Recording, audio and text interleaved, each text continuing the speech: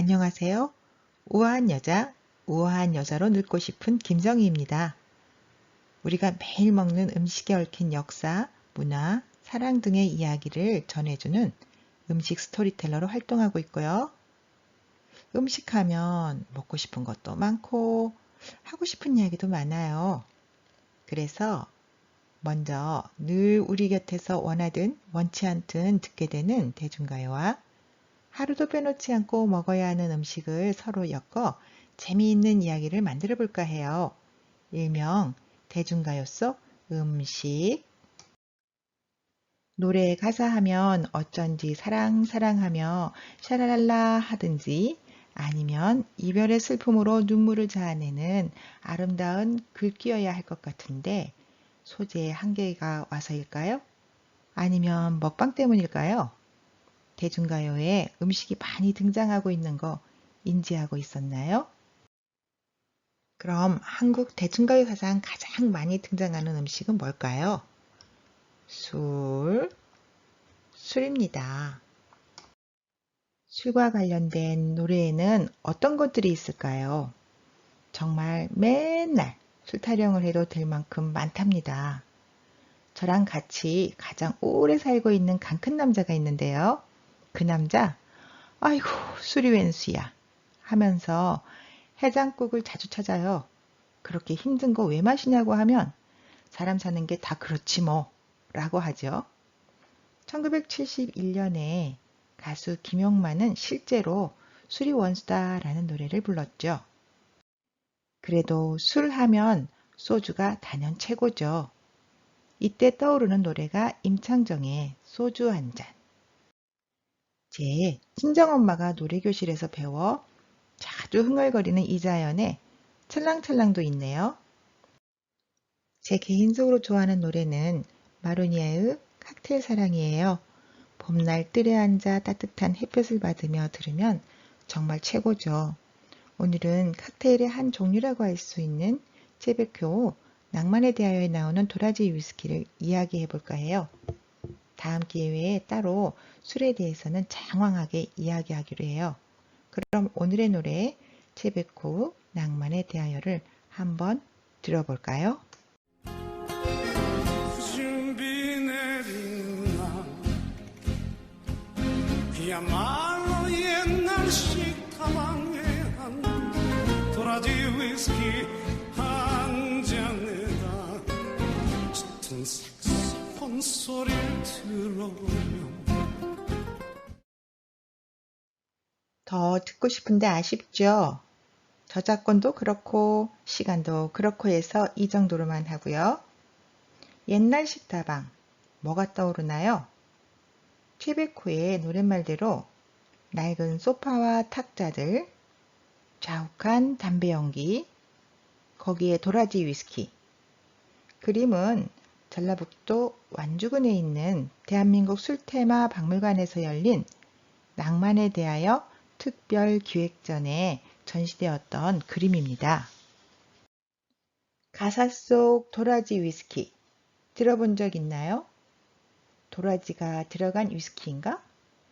붕어빵에 붕어가 없듯이 도라지 위스키에도 도라지는 없었어요. 그럼 지금부터 도라지 위스키 이야기 해볼까요? 도라지 위스키는 1960년대 중반부터 유통된 우리나라 국산 위스키 상품명이에요. 엄밀히 말해서 위스키는 아니죠. 이것은 주정에 색소와 위스키 향을 넣어 만든 가짜 위스키지요. 한마디로 짝퉁. 짝퉁도 급이 있는데 이것은 급에도 들어갈 수 없는 짝퉁이에요. 즉, 도라지 위스키는 주정이 주 원료이니 위스키를 흉내낸 소주죠. 그럼에도 불구하고 문화인의 양주라고 써있네요. 아무리 그래도 도라지 위스키는 저렴하게 우아하고 고급스러움을 흉내내고자 했던 슬픔이 배어있는 술이지요. 그런데 도라지 냄새도 나지 않는데 왜 하필 촌스럽게 도라지 상품명을 썼을까요? 그것은 일본에서 인기가 있던 토리스 위스키를 모방했기 때문이죠. 당시 일본과 가까운 부산과 경남 지역 중심으로 토리스 위스키가 밀반입되어 소비되었는데요. 예전에는 외국산 물품을 외제라고 했는데 외제는 돈 있는 사람들이 으스댈 수 있는 하나의 수단이었던 그런 시절이었죠. 토리스 위스키도 결국 외제였으니 돈 있는 사람들이 찾았겠지요. 그러나 워낙 일본 제품의 수입이 철저히 금지되던 시절이었으니 공급이 수요를 따라잡지 못했어요. 이럴 때 누가 나타나죠? 어느 시대나 돈 좀 벌겠다고 장기를 부리는 사람이 있는 법. 그래서 부산의 한 양조장에서는 토리스를 모방하여 도리스 위스키를 제조했던 거죠. 그러나 그 다음에 일어날 일은 당연히 상품 유조제. 그렇다고 그는 포기할 사람이 아니었죠. 그는 다시 도라지 위스키로 이름을 바꾸어 생산하였지요. 끈기는 인정. 진짜 위스키는 미군 부대를 통해 흘러나온 위스키로 일반 대중들이 마시기에는 너무 비싸서 상류층 중심으로 소량 유통되던 1960년대는 저렴한 비용으로 위스키 마시는 기분을 낼 수 있는 모조 위스키의 춘추 전국 시대였어요. 1970년대 오일 쇼크 기억나나요? 저는 기억 안 나요. 어쨌든 경제가 침체하니 서민들의 삶은 당연히 팍팍했겠죠. 돈은 없고 위스키는 마시고 싶고 그런 서민들의 욕구를 충족시키기 위해 나온 제품이 타슈. 단돈 100원으로 소주를 위스키 맛으로 짠 변신시켜줬대요. 대전 지역 사람들은 그거 대전 시민 공용 자전거가 타슈인데 하겠죠. 어찌어찌해서 위스키 원액에 한 방울이라도 들어간 국산 위스키가 등장하면서 도라지 위스키는 역사적으로 사라졌대요. 그러나 주세 때문에 위스키 원액을 20% 이상 넣을 수 없으니 국산 위스키는 외국의 진짜 위스키와는 싸움이 되지 않았어요. 그러니 물탄 국산 위스키는 발악을 할 수밖에요. 난 진짜야 진짜야 하고 영국산 진짜 위스키를 섞었으니 자기도 진짜 위스키라고 아무리 같다고 외쳐도 정말 같다고 할 수 있을까요? 이런 과거를 듣고 있으니 좀 슬프지요. 괜찮아요. 지금 우리는 충분히 잘 살고 있잖아요. 진짜 위스키건 가짜 위스키건 위스키를 술집이 아닌 다방에서 마신다? 이게 가능했을까요? 1950년생인 제베코는 아마도 자신이 다방에서 도라지 위스키를 마신 마지막 세대일 거라고 했어요. 당시 법적으로 다방에서는 주류를 판매할 수 없었지만 매출을 위해 편법으로 위스키를 팔았지요. 엄밀히 말해 가짜 위스키를. 위스키티라고 적혀 있죠. 다방에서는 홍차에 위스키 몇 방울 떨어뜨린 위스키티도 팔았어요. 다방에서 제일 비싼 메뉴가 바로 위스키티. 그런데 주객이 역전되어 위스키에 홍차를 살짝 타서 판 것이 더 손님들에게 반응이 좋았대요. 이때 들어간 위스키가 바로 도라지 위스키였어요.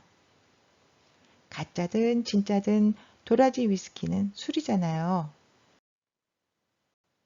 세계 어느 나라나 술을 권하는 문화가 있지요. 우리나라의 경우는 송강정철의 권주가가 있을 정도죠. 한 잔 먹새 그려 또 한 잔 먹새 그려 꽃 꺾어 샘하며 무진무진 먹새거려. 꽃 꺾어 놓고 너무 낭만적이지요. 그런데 혹시 이상한 것 못 찾았나요? 학창시절에 공부 잘하는 사람은 알고 있었는지도 송강정철은 술을 마시자고 하지 않고 먹자고 했어요. 이것은 술을 음식으로 보았던 것이지요. 농사를 주로 짓던 우리 선조들은 쌀로 빚은 술은 밥과 같은 에너지원으로 보았겠지요. 아니면 그런 핑계 대며 한 잔이라도 더 마시려고 했는지. 첫째 잔은 사람이 술을 마시고, 둘째 잔은 술이 술을 마시고, 셋째 잔부터는 술이 사람을 마신다. 이 말은 폭군 연산군 때문에 나온 말인데요. 자기의 신세를 한탄하며 포금을 하던 연산군은 술만 마셨다 하면 워낙 횡포가 심하여 사람들 사이에 이 말이 유행했답니다. 약주니 뭐니 하면서 아무리 좋은 술이라 해도 술은 술이죠. 술이 사람을 먹는 단계까지 술을 마셔서는 안 되겠죠. 자, 이제 정리하자면 체베코 낭만에 대하여에 나오는 도라지 위스키는 도라지와는 아무 상관없다는 거. 그리고 아이러니하게도 위스키 원액 한 방울도 넣지 않고 한국의 위스키 시대를 열었다는 것이죠. 더 많은 음식 이야기를 알고 싶다면 네이버 블로그 사랑과 음식, 음식 인문학을 찾아봐 주세요. 그럼 이자연의 찰랑찰랑을 들으면서 인사드립니다. 고맙습니다.